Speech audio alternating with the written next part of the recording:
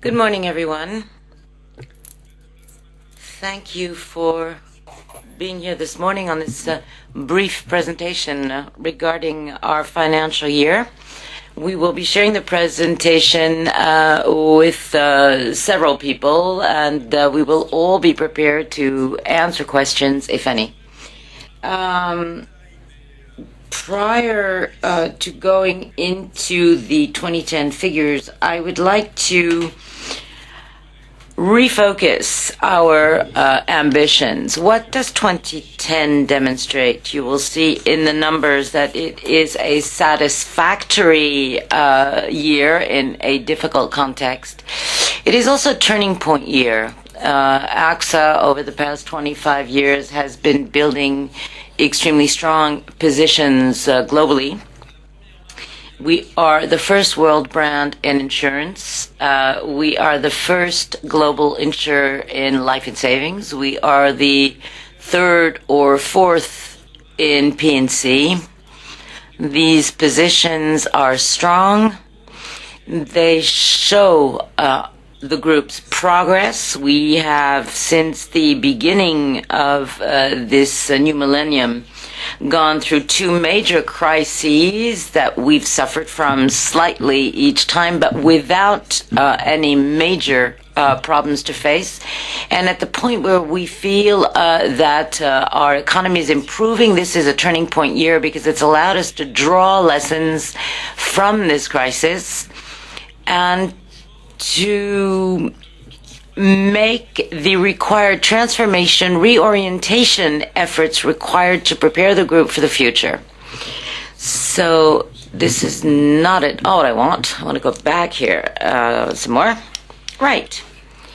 So 2010 is a year which will serve as basis for the definition of our future ambitions. A year to adapt to new perspectives, one where we will draw the learnings of the crisis and globally satisfactory in a difficult context. Now turning to 2011 with a global environment that is improving with all the measures that we have taken to improve our own business, we are confident. And we believe that in the future we will be able to combine both the growth that is in AXA's DNA, which of course was lesser during these crisis years, because during crisis years, people who sail know that they need to rim in their sails if they want to make progress. We have significant potential for margin improvement on different operations. Now let us look at the highlights of 2010 before I return to the figures. First of all, as regards group organization and management, we have had a certain number of far from negligible differences, two global business lines, one on life and savings and one on P&C, which is overlapping our geographical organization. Why have we decided to do this? And it is Jacques Valois who is in charge of L&C and François Persson who is head of P&C. We've done this because we believe this is the best way to improve the group's operations, to take better advantage and leverage our economies of scale, our positions in our businesses, and strengthen our competitive edge over some of our competitors.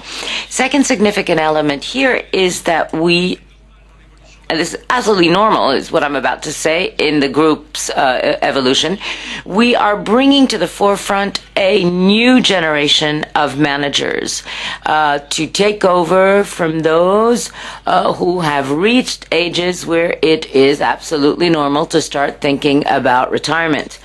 If we look at the novelties in the group, today we have a new CEO in the US, a new CEO in France, in Northern Europe, in the UK, and a new lady CEO for P&C in Southeast Asia, who is Gaëlle, who will leave her position in communications to take over this position.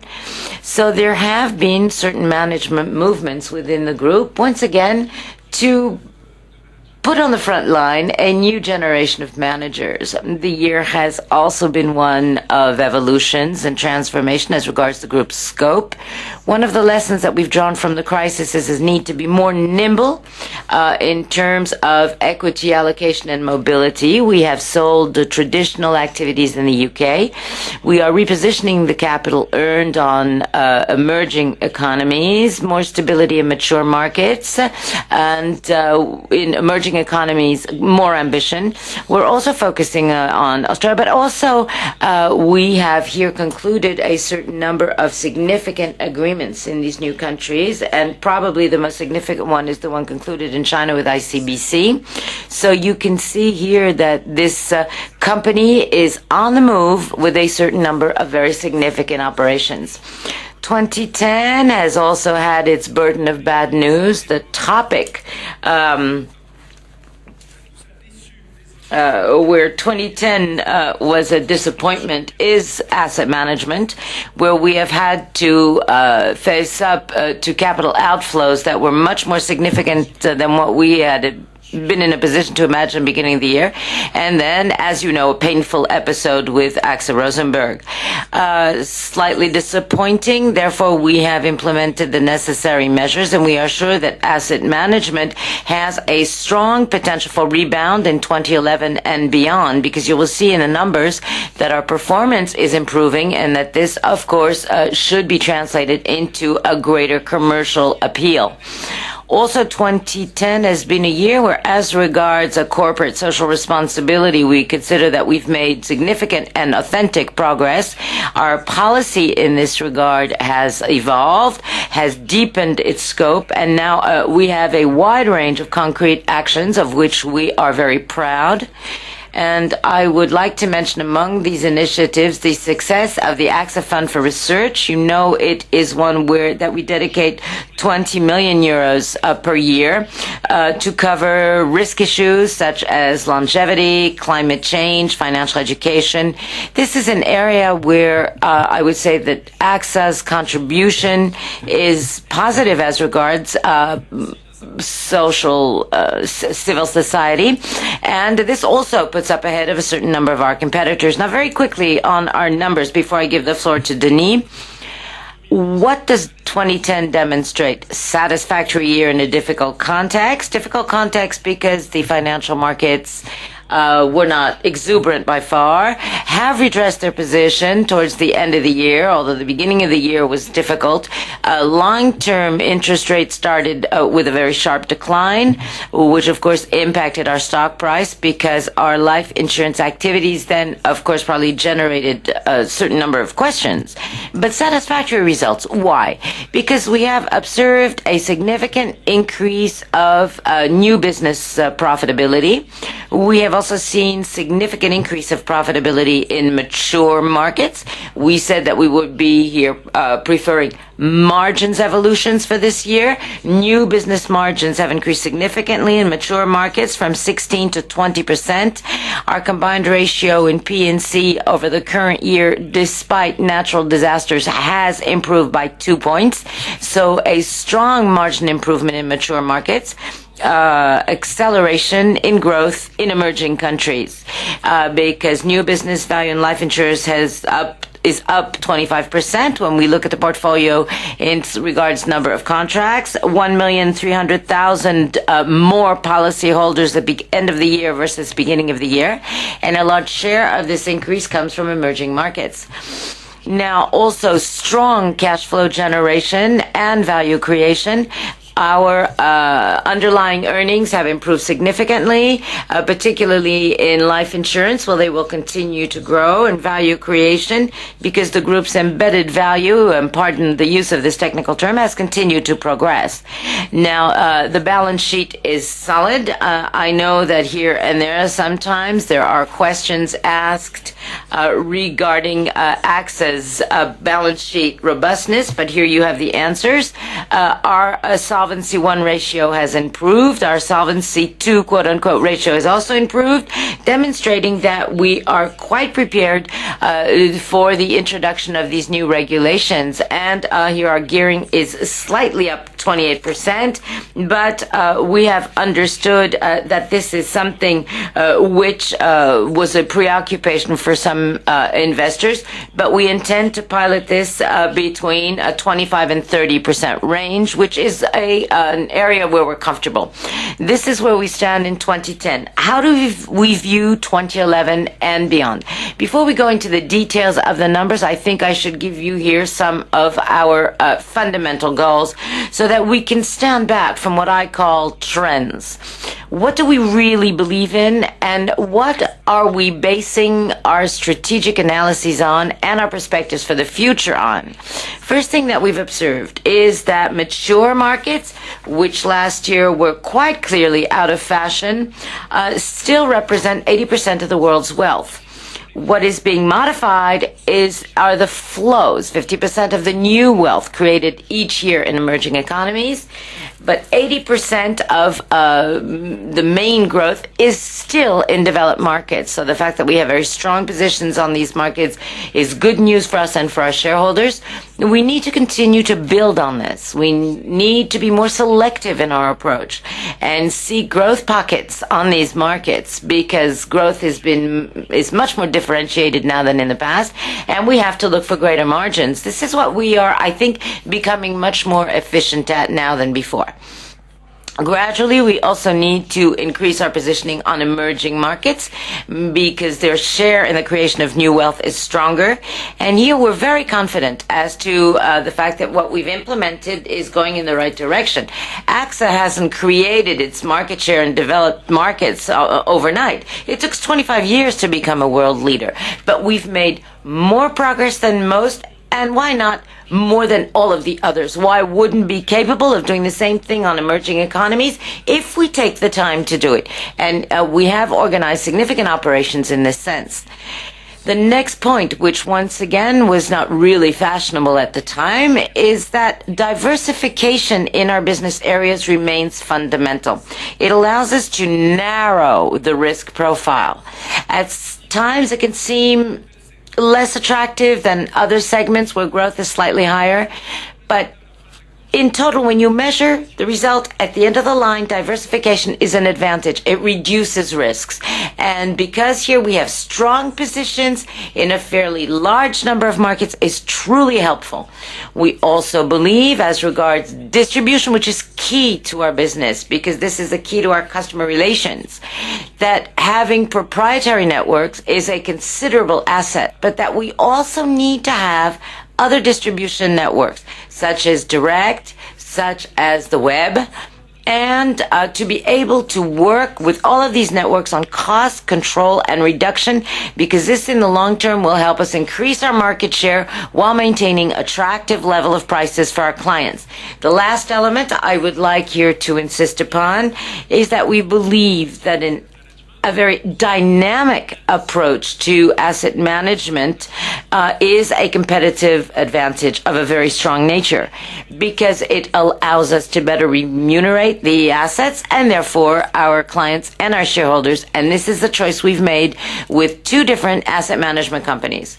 So around these fundamental points, what are we building? Well, we remain focused on our core business, as has always been the case, i.e. insurance and asset management.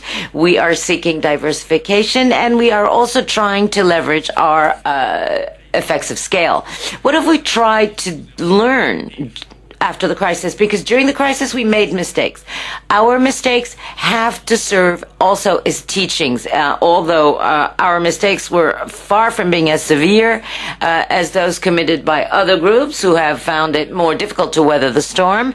And I think that we need to be much more aggressive on our capital allocation. As I've said, we also need to strengthen our risk management policies, which is what we've done. And on some of our product branches, we have in fact been submitted to extreme risks, which were much, much greater than we thought. So we have to reinforce risk management. We've done so now. And also, we need to give perhaps more importance than we did in the past to the sensitivity of investors as regards our debt gearing. So we will explain ourselves on this. We're comfortable with the existing level, and as time goes on, we will diminish that number. These were the highlights that I wanted to share with you. I now suggest that we give the floor to Denis so that he can cover in detail the accounts of this year, which once again is a year that we judge to be satisfactory in a difficult context, and of course satisfactory because it leads us to proposing 25% increase in dividend payouts. Thank you, Henry. Good morning, everyone. I will present the financial results of AXA, and I will begin with our revenue per segment, 91 billion euros, up 1% in absolute value and minus 1% as regards like-for-like exchange rates. Life and savings, here we have a drop on comparable exchange rate at 3%, which is essentially due to France, US, Australia, and Japan, offset in part by Switzerland and the Mediterranean region. P&C up 1% nominal value, and 27.4 billion euros. In mature markets, revenues have remained stable, whereas we have seen a strong regression in direct sales and on emerging economies. Asset management, progress up 5%, essentially through the increase of assets under management due to exchange rates and financial market progress. You can see that from a geographical standpoint, our revenue is highly diversified because it is 60% in Europe and 40% in the rest of the world. I think that what is characteristic of our business in 2010, even more so than in the past, is the difference between mature and emerging economies. On high growth markets in life and savings, the APE number, periodical premiums plus 1/10 of single premiums. The growth in new business here is up 25%.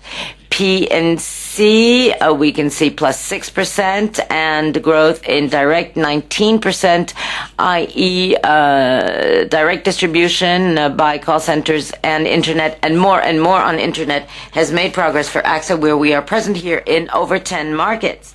Now our results, underlying earnings stable at 3.8 billion euros, slight hike in absolute value, dropped 3% at comparable exchange rates.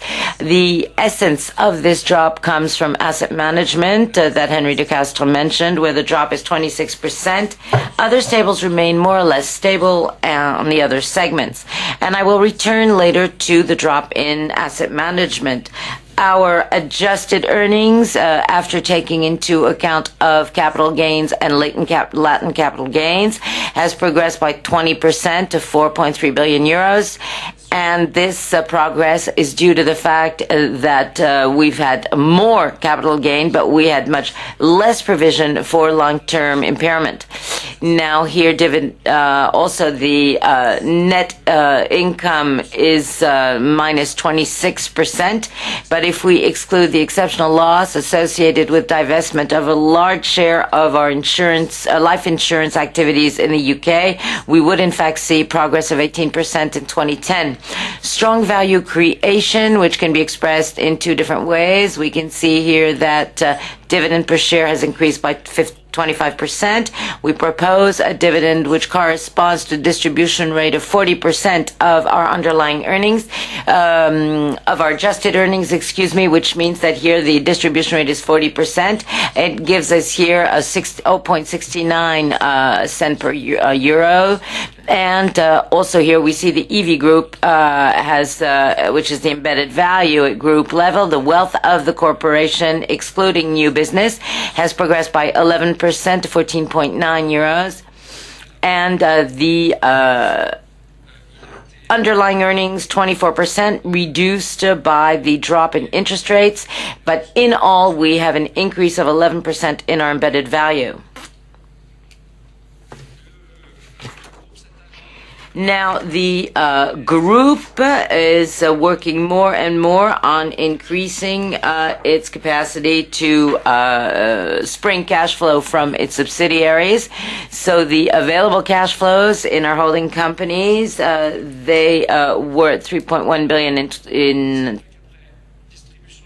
2009, and they are now in 2010 at 3.7 billion, which means that we are left with 1.3 billion after financial charges versus 1.2 end of 2009.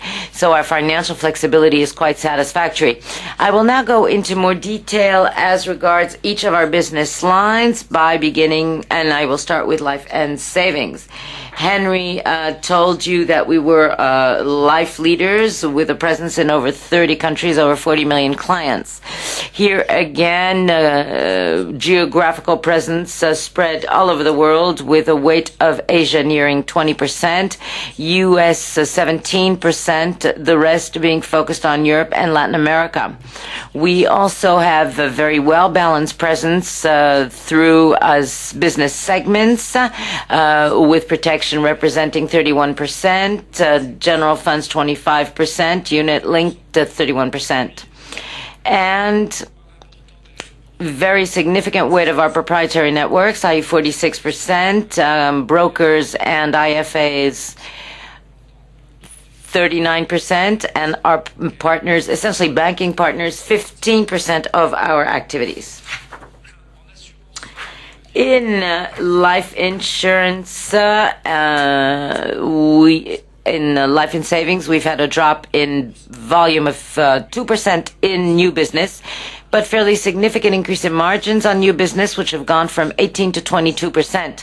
If we now look at the different segments in detail and individually, we can see that the most profitable segment is, of course, protection and healthcare, for which our margins have increased from 41 to 47%, with a slight drop in volume, essentially due to the stoppage of a cancer product in Japan that was not profitable. As regards general funds and savings, we here have a much more significant volume contraction of 11%. Why? Well, because in a period of very low interest rates, which was the case at global level, as regards most of the year, you see that there was a very strong trend at the end of the year, but a decline the rest of the year.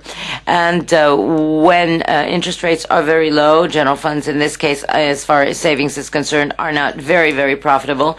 So we have a minus 1% margin on new business, so we were extremely cautious with volume. Unit linked remains stable, but their margin has improved because the equity markets have been more favorable, and we, as we have already said several times, modified the design and the price of our products in the U.S., so we have redressed, so to speak, the variable annuities business in the U.S. When we look at the underlying earnings of the different segments within life and savings, we can see that a large share of profitability in the group's results stems from protection and healthcare, and the pre-tax result remains stable. We can see a slight upswing in the general funds segment, despite the fact that interest rates were very low in 2010. We have slightly dropped the rates credited to our policy holders, and the share to the shareholder is therefore slightly higher. And as far as unit links are concerned, we can see a slight increase stemming from the restoration of health on markets. And in the small red rectangle here, you see the variability in the variable annuities business in the U.S., which has remained, however, largely positive. In all, underlying earnings here to constant exchange rate has progressed by 1%, with an increase in the investment margin, an increase as well of profitability on unit-linked and a technical margin drop in view of the non-recurrence of exceptionally positive items in 2009 and also due to the variability of VAs in 2010. Now, P&C, with global overview. As Henry told you a few minutes ago, P&C has become quite significant within AXA over the past 10 years. We are now number 3 or 4 worldwide in P&C. We are present in 30 countries and over 55 million clients. We have geographical presence covering most of the regions worldwide, of course with a dominant position in Europe. Our proprietary networks represent 50% of our distribution, 40% for agents, 10% for direct and third-party networks, and brokers and IFAs, 45%. Now, the balance in our portfolio, 62% correspond to individual lines, and 30% of commercial lines, with a strong predominance of automobile.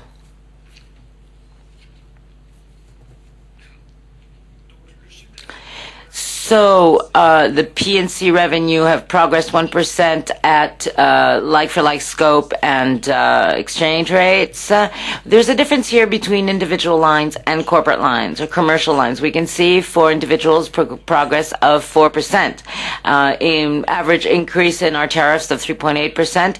Very strong inflow of 1.4 million new contracts, essentially through on emerging markets and through the direct distribution network. As far as commercial lines are concerned, we see a drop of 3%, despite an average increase of tariffs of 2.1%, which can be explained by more selective underwriting policies and a drawback of the insured, a fallback, of the insured amounts, because they had corporations had insurable masses that were declining, which of course impacts the premiums they pay us. Our combined ratio has remained stable at 99.1%, so a strong combined ratio. This combined ratio can be subdivided into 2 elements. One is of the operational financial year, improved by 2 points.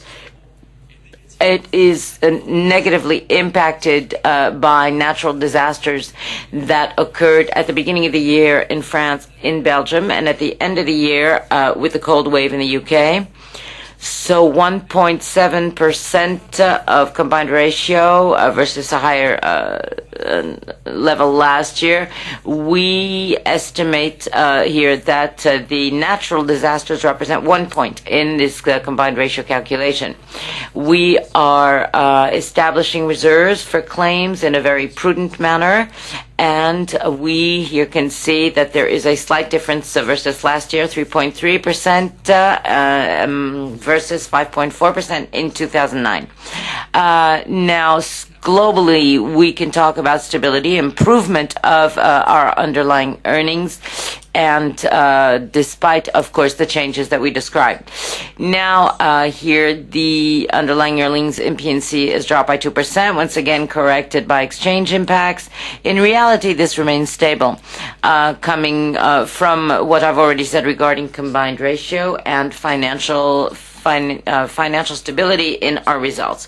Now, asset management. You know that AXA has 2 asset managers, AXA Investment Managers and AllianceBernstein, that are fairly different in their origins, in their formation, and in their business mix, with, I would say, a prevalence of bonds, alternative investment expertise at AXA Investment Managers, and an equity prevalence at AllianceBernstein, Europe essentially for AXA IM, and Asia and the US for AllianceBernstein.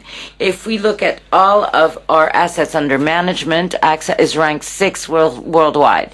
Now, you can see that our assets under management, both asset managers combined, have made slight progress in 2010, reaching 878 billion euros. There is a very positive market effect of 53 billion, an inflow negative at 44 because we have negative inflow with both AXA IM and AllianceBernstein, and exchange rate impact, which is positive, which leads to an increase of about 5% in the assets under management. Now, the revenue, in view of this evolution in the situation, reaches 5.3 billion euros. Now, if we look at the underlying earnings in asset management, as it has dropped by 26% to 269 billion euros, which of course is a disappointment. This is due 269 million euros, excuse me. This is disappointing due to two elements. 2009 had benefited from 62 million euros of exceptional positive fiscal impact at AllianceBernstein, but 2010 is adversely, of course, impacted by a provision of 22 million to offset the AXA Rosenberg episode. If this were not the case, we could see here an increase of 12% in revenue. Now, I would like to say a few words about investments here. As far as AllianceBernstein is concerned, since March 2009, investment performance is quite significantly higher than indices. It was extremely good 3 quarters out of 4 in 2010, with the second quarter that was unfavorable, all the others being favorable. At AXA Investment Managers, outflow at Rosenberg was partially offset by 9 billion euros of positive inflow throughout the other areas of expertise, which of course translates into a financial performance recognized by clients. Despite this negative situation in the short term, therefore, we believe that our asset management business is well positioned for the future. As regards our balance sheet, we can see shareholders' equity up 3.5 billion euros to reach 49.7 billion euros in 2010. Of course, these shareholders' equity increase, which you can see on the upper right-hand square of the slide. Of course, we have unrealized capital gains, which also are up, but this does not include other capital gains on real estate. Our asset portfolio has not changed very much throughout 2010. Prevalently here bonds, fixed income products, and the rest has remained practically unchanged. Just a few words to say that our exposure to the peripheral countries of the Eurozone is not a preoccupation, representing 11 billion euros after participation from policyholders and after tax. So I think that we are well prepared to deal with the current situation. Our balance sheet has remained robust, has become stronger, Solvency I ratio up to 182%, which results from contribution of net income and slight drop in interest rates between 2009 and 2010. Our internal model, Solvency II basis, not yet validated by our supervisor, indicates here solidity at approximately 175% versus 167% a year ago. And our gearing has slightly worsened, 28%, due to unfavorable exchange rates on our debt. So we have a solid balance sheet at the end of 2010, which clearly positions us comfortably for the future. And I will now return the floor to Henri Dorcast, and thank you for your attention.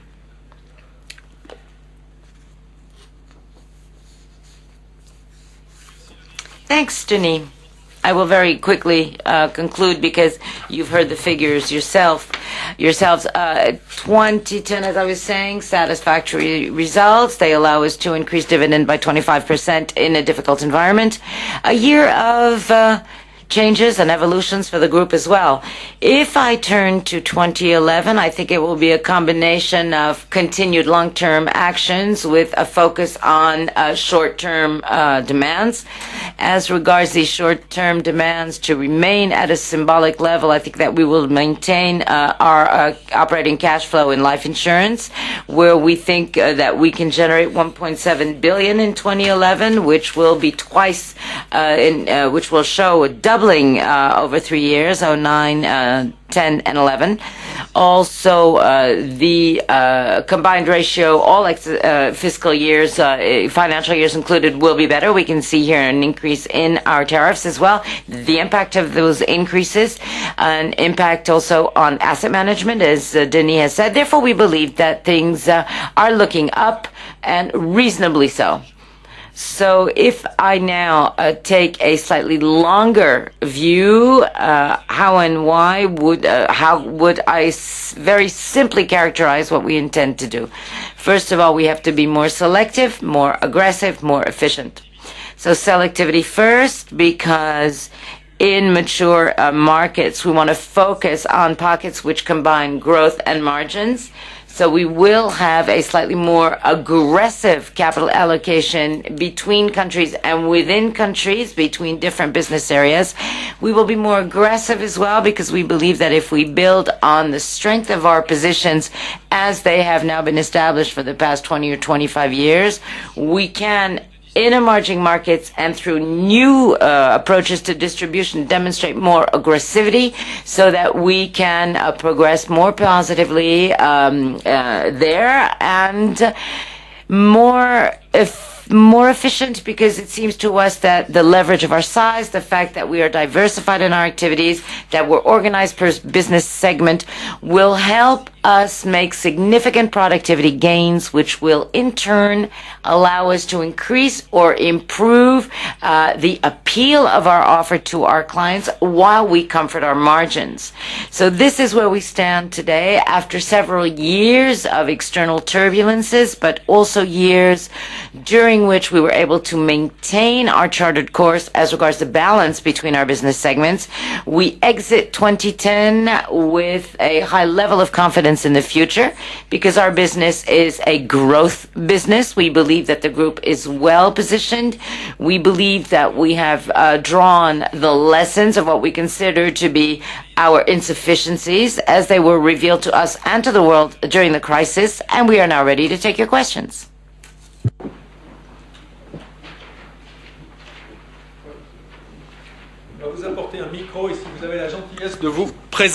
We'll give you a microphone.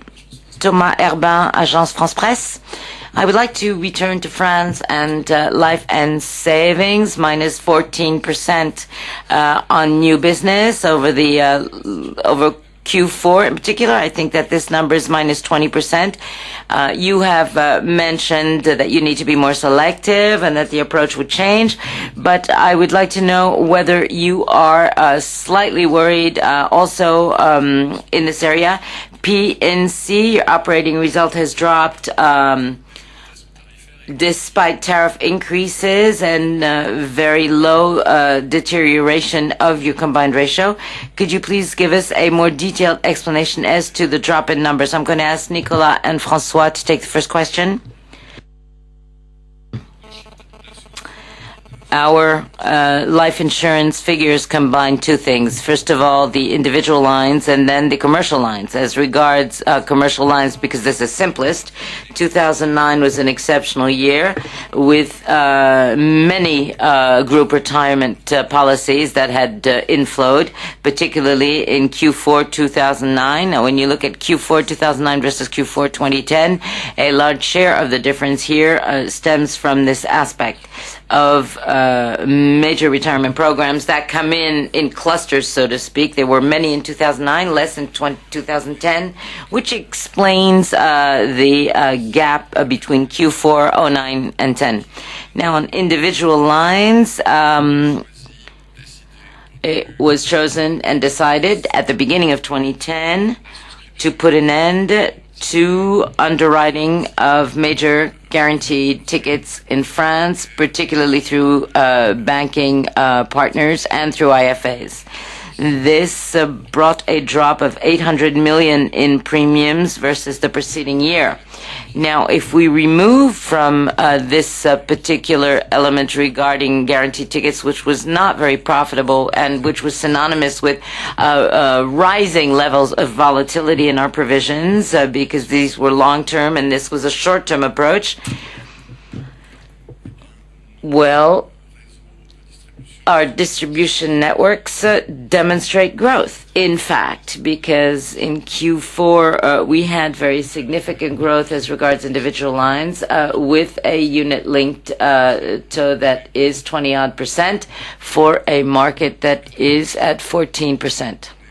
So, in fact, on our proprietary networks, we have a growth rate of 25% year to year in individual lines for our unit links and for our entities, and stable for the group. And this, of course, is something that carries over to 2011. In 2011, you will see special items on the market since regulations were passed this year prohibiting guaranteed rates on large tickets. We, of course, can see a significant withdrawal on the market. This is a market item, not an AXA item. And these tickets will be reinvested in bank deposits. Now, this will have, of course, a very strong impact on the market. Yes, I wanted to talk about P&C results globally and not just France, because Nicholas could do this. Globally speaking, 2010 was a satisfactory year in P&C. What we need to look at as regards result is our current ratio, demonstrating here our position.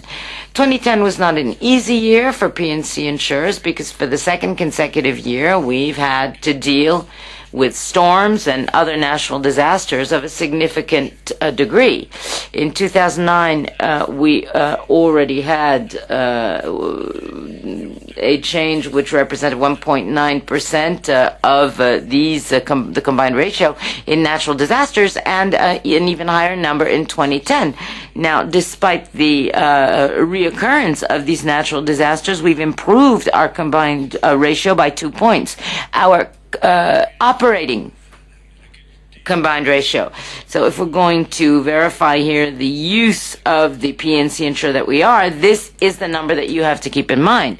We've improved this essentially through an increase in our tariffs, of course, of 3%, which was, and particularly in France, the highest increase of the insurance market as a whole, and of course, particularly in individual lines. Now, as far as commercial lines are concerned, we have a drop in revenue because here we have sought to restore technical profitability, as you saw on the slides you were presented.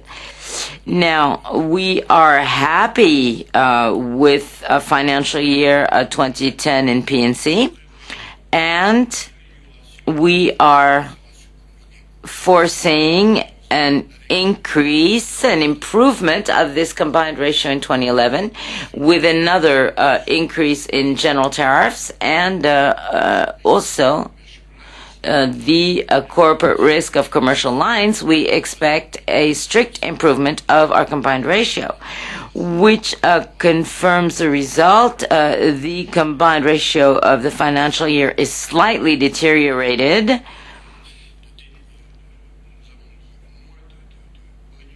because we have inserted less boni, less provisioned amounts than in the past year. And this impacts, of course, the presentation of our global result. Now, as to the drop that you are alluding to, in fact, we need to compare with pro forma, i.e. with exchange impacts that have intervened and played a role, and without these changes, of course, things are improving. Now, just to return to what Nicolas said regarding life insurance, this is exactly why we've decided to work more on selectivity. Why make volume by allocating capital which have to business that has low profitability rates in France? France or in Europe. Whereas if we allocate this capital in other areas of business in Europe, such as protection and healthcare or on emerging markets, then we generate much stronger margins. And I think that this is what we need to understand as regards the characteristics of 2010. In all, there is stability of our revenue, but this apparent stability hides reallocation movements that are, in fact, significant towards business segments where margin is greater. And I think this is one of the lessons that financial institutions need to draw from the crisis. We need to be more flexible as to how we allocate capital and essentially allocate it to those business lines which generate the highest margins, even if this means accepting on some markets a drop in our revenue, because we can find a greater growth in other areas. Following question, please.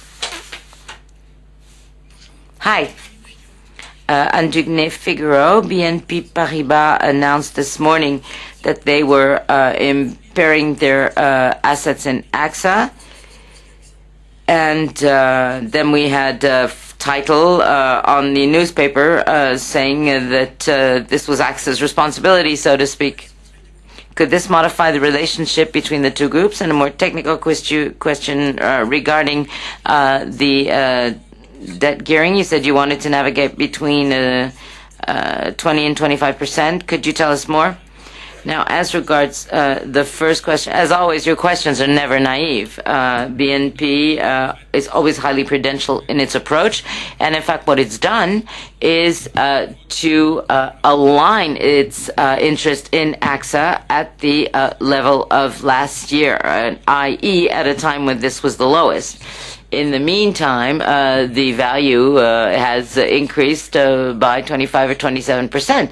Now here, we're working within the framework of accounting rules, and of course this involves a prudential approach, but this in no way modifies the relationship of the between the two groups over the long term.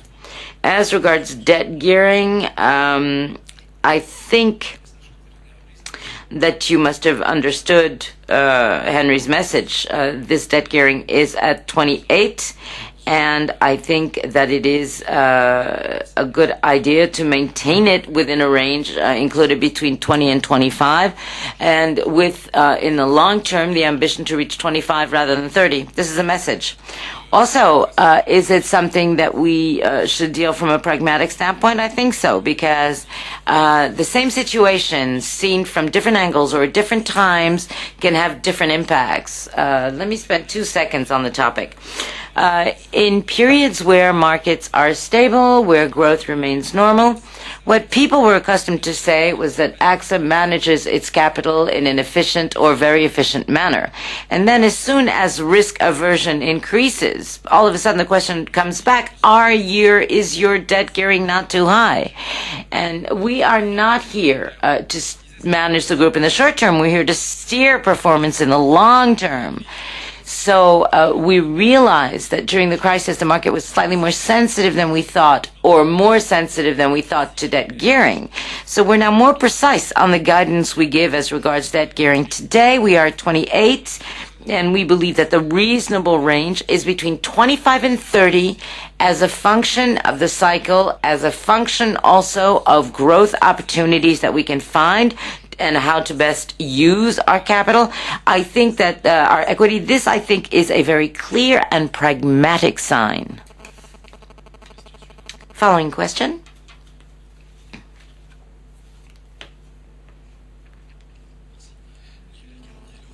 Lionel Garnier, Le Revenu.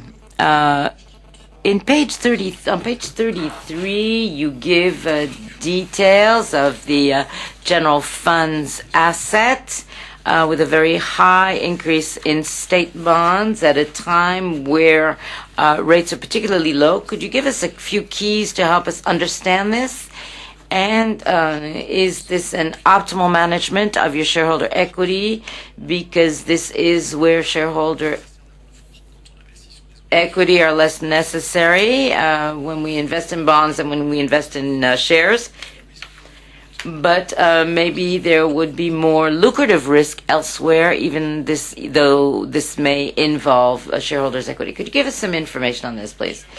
Yeah, excellent question. In fact, there are several impacts as regards the increase in these state bonds. The first is the drop in the interest rate, so the value of these bonds has mechanically increased without further investments. There's a second impact, which is an exchange rate impact. Depreciation of the euro versus other currencies, which means that our state bonds in yen, dollars, sterling, pounds, Swiss francs have, of course, appreciated differently, and their value in euro has increased. There is a third impact, which is a slight net investment in state bonds, but it remains very limited. And then another impact, which is number 4, an increase of repos, which are in fact state bonds that we put in the hands of custodians so that we use to invest elsewhere. So there is here, of course, a leverage effect from the repos. And I can say that the effect of the state bond was extremely well measured during this financial year. More generally, to answer your question on asset allocation and risk and appetite for risk, we have, with IFRS in 2004 and 2005, and with Solvency 1 and now 2 that will impact our market in 2013. We are on a mark-to-market because of IFRS, and we also have shareholder charges which correspond to our risk-based products, which are pretty severe. So although this is long-term, it still has tremendous value, will remain between 4 to 5%. Allocation to real estate will remain around 5%. Our alternative investments could increase to go from 3 to 5%, but we're not going to fundamentally change our shareholder equity breakdown. And as far as loans to policyholders are concerned, this should be about half and half. We're trying to keep an important share of state bonds because this is what gives us cash flow if there is a high increase in exchange rates, which would mean that policyholders would come in to buy out their contracts. This is not very risky as a strategy, but it does correspond to the world we live in. Next question. Yep.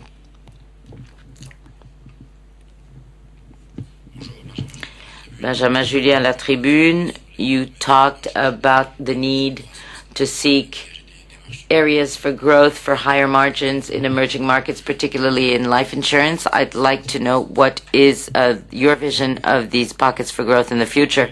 Well, you know, this depends on the local markets themselves.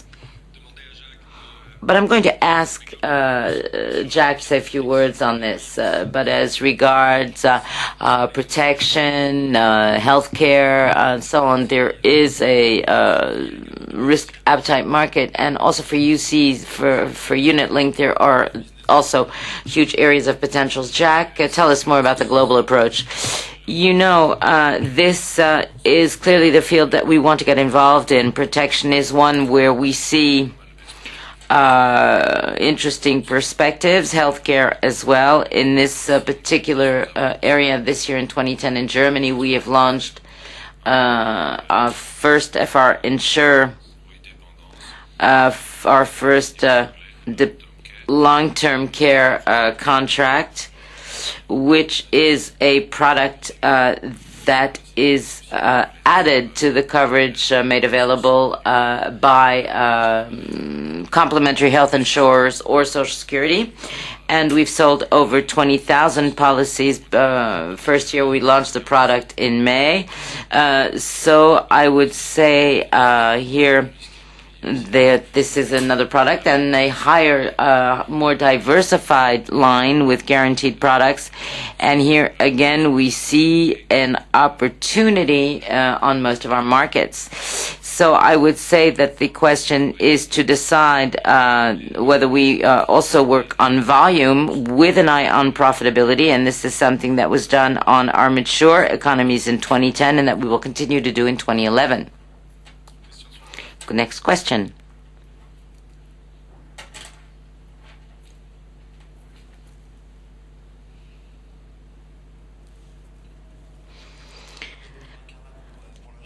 Tama Carla JFE, you also talked after mature economies of your decision to be more aggressive in emerging economies. I would like to know what are the perspectives for 2011 and which are the countries where you would like to establish a presence? We know that some insurers are today seeking relays for growth in Latin America. Is this an area where you could grow your presence?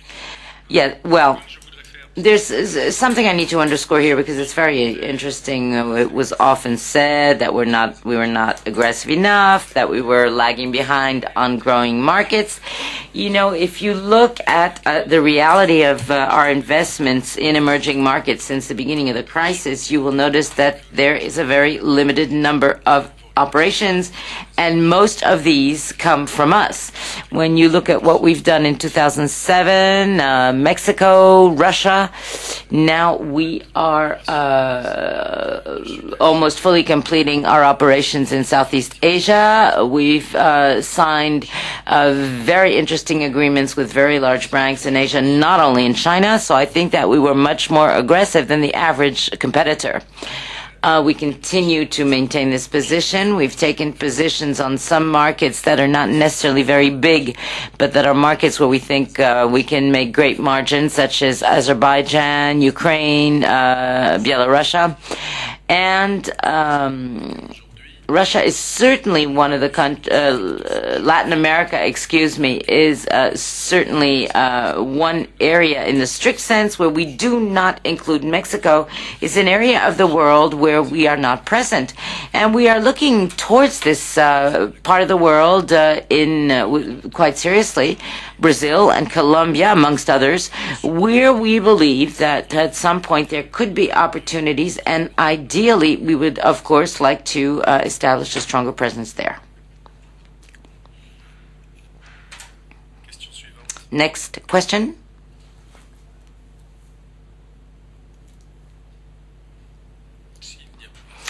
One question, two questions. Right, first, left, next. Let's alternate, says Henry Ducasse. Okay, a question on Solvency II in particular. Are you going to review your share-based asset allocations? And could we have a comment regarding the situation of this illustrious Black Thursday?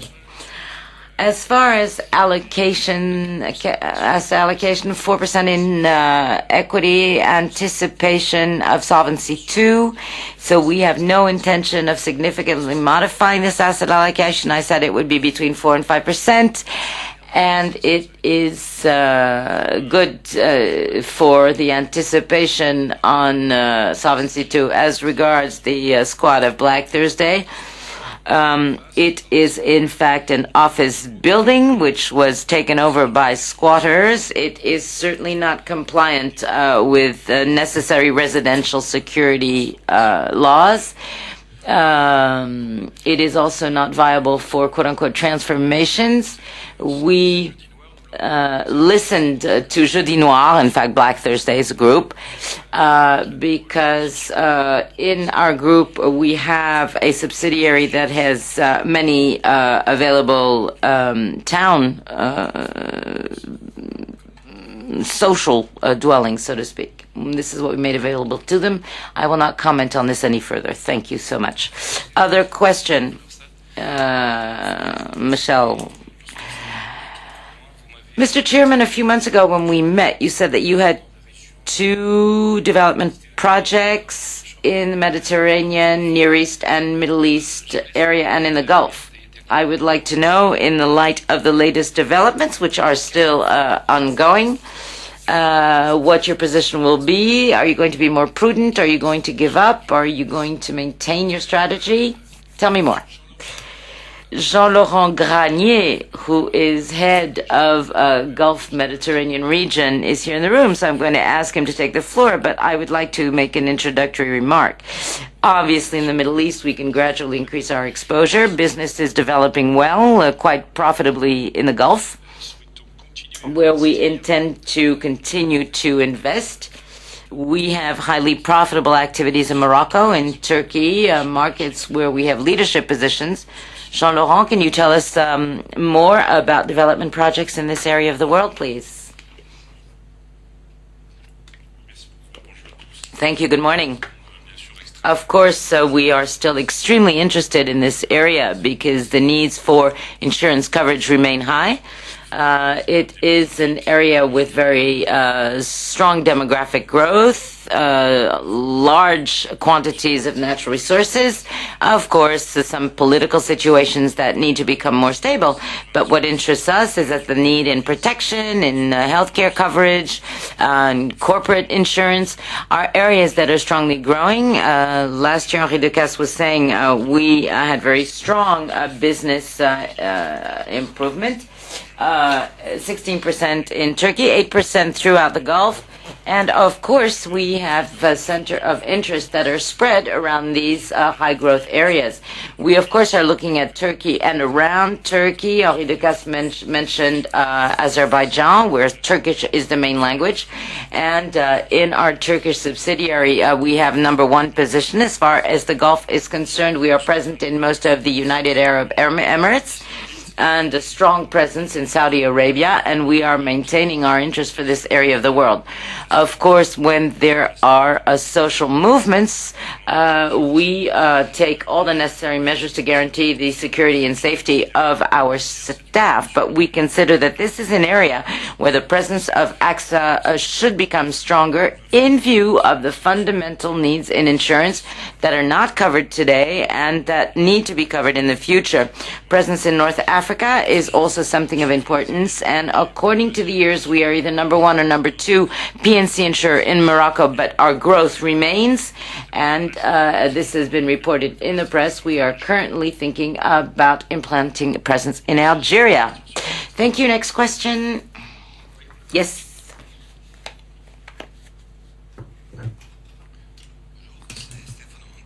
Hi. Stefano Montessori, Corriere della Sera. You were talking about the crisis of other insurers in Europe besides yourselves and Generali, who remain the exceptions. Are there fundamental reasons which could explain why both of your companies have been able to better weather the storm than others? Look, I am not going to compare our strategies in detail. I think that there's something in common between these two companies, which is that they have not tried to penetrate other professional environments. They've remained focused on their core business. We're talking about bank insurance. There was a trend to purchase or merge with universal banks. AXA and Generali decided to resist this temptation. We've developed our bank insurance activities in the form of distribution agreements or joint venture insurance agreements with bankers, as we did in a very spectacular manner with Montepaschi, which is an extremely operational deal because all of the interests of the parties involved are aligned.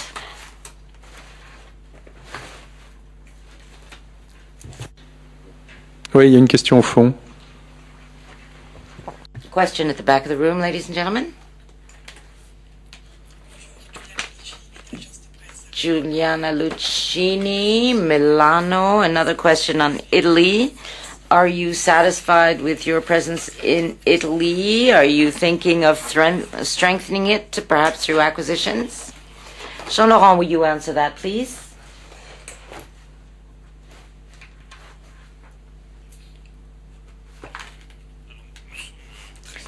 We are extremely satisfied with the growth of our activities in Italy. It is an extremely important market for the group and for the Mediterranean region. Our activities are organized around two different networks, our main network and a partnership with Montepaschi, which, as you know, is Italy's oldest bank and detains a third network in the country. We also have a direct insurance company where growth is quite satisfactory on the Italian market. It is a very important market. It is one where it is possible to make significant progress in our revenues due to the fact that our capacity to distribute P&C or protection insurance company products through bank insurance is less advanced in Italy than it is in France, for example, which is why our trust in our partnership with MPS is huge, because it is a bank with 7 million clients. Its brand image is extremely strong on the Italian market, and if we associate both of our images, we believe that there is a tremendous opportunity on the Italian market. As a matter of fact, an advertisement on Italian TV will be aired in the days to come. We also have extremely professional teams, very similar in their approach and in their characteristics. And, of course, they are quite equivalent to the best general agents in France. The responsibility they assume is quite significant. And when we look at the landscape of our P&C activities, the improvement of our profitability in our general agents here, both at AXA France and AXA Assicurazioni, is the highest we've seen. So every time we can grow on this market, appoint new general agents, because it's a fairly open market in this area, we always seize the opportunity to spread our presence on both a profitable and promising market. Any other questions? Yes. Estelle Durand, Argus de l'Assurance. A few months ago, you had announced objectives as regards cost reduction. Where do you stand today, and how is this demonstrated? Well, nothing has changed. We announced objectives on P&C and life and savings and global aspects. François, could you tell us a little more regarding implementation of these programs for P&C? Sure. We announced a program that will take us until 2015 with a gradual drop in our expense ratio. In 2011, we will see the beginning of the travel that will take us to 2015. But we will already see a concrete drop in our expense ratio. At least this is what we are expecting. Drop that will not be double digit, but that will give us a decimal point at least of approximately 0.4% drop in our expense ratio, which means that we have begun to work on our cost reduction program. Costs that impacted, of course, that have been allocated to P&C. Same is true for life insurance. You know, another message that we are retaining, we have a plan. We are building hand in hand these programs with the other AXA countries. What we saw in 2010 is that our expenses remain flat. That in 2011 we will see the beginning of a drop in these expenses. On life insurance, well, I think it's similar. In life insurance, we work with the cost-income ratio, which is a productivity ratio covering revenue and cost. So I think we have to analyze things in this way. The higher the revenue, the more we can accept increased cost, and of course the less revenues grow and the more cost reduction must be significant and stringent. So this of course means that there are different stages to expect, and we have to watch what happens within this action plan for the next 5 years. And of course what we are doing is fairly similar to what François has just described for P&C. More questions? Yes, another question. Laurent Thévenin, Les Echos. Two questions, one on Solvency II. What is the lesson learned from KIT 5? And also direct insurance. I want to know what your projects are in this area and what are the most promising markets. Well, on QIS 5, best answer is to say work in progress. It was just another test that was devised by the European Commission, showing that there are some things that are going in the right direction and other things that need to be solved if the final calibration corresponds to the directive as it was voted by the Parliament. So discussions are ongoing. The industry has a high-quality dialogue with the European Commission and the supervisors. We are now reaching the landing stage, and we believe that in view of our ratio levels, we are well prepared for the introduction of Solvency II, which doesn't mean that there still isn't the need, as regards the project as it now stands, to improve as requested by the industry as a whole. What is important is that the European industry is perfectly aligned as to its position on the topic. As far as direct is concerned, we here have projects for developments. This is certainly a fast-growing segment, part of the new modes of distribution in areas where we can see growth, and François will say a few words. Sure. As regards 2010, direct grew strongly, around 20%.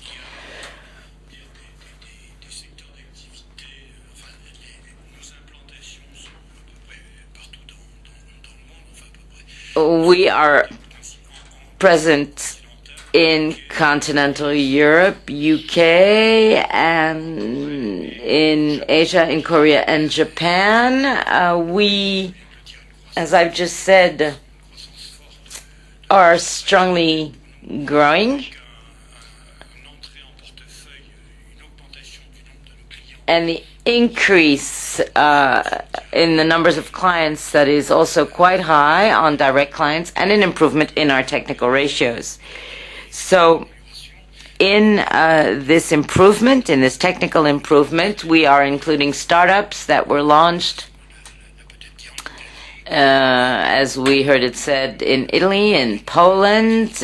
So new business, which means that technical balance is perhaps longer to establish. So it is clearly an area of business that we think we're good at and that we will continue to develop where we can. It is certainly one of the rising stars of the AXA business basket. Particularly, we have 4 million in assets today in our portfolio, which makes us the largest motor insurer of the group for individuals, at least. Excuse me for returning to a more general point. I think that this is a very good illustration of the multi-distribution policy and strategy in the group. We have proprietary networks, very efficient, close to the client, with higher costs perhaps in distribution, but here margins are good. We do not want to neglect the potential of other modes of distribution, such as direct distribution. So we want to combine both with pragmatic approaches on a market-per-market basis, because there are some markets where we have no proprietary networks, where we can be really aggressive with direct, and other markets where we do have proprietary networks, and here we have to be more subtle in how we develop several networks at once. Do we have other questions, or do we stop here? There are no further questions. I would like to thank you, and I suggest that we stop here. Have a good day.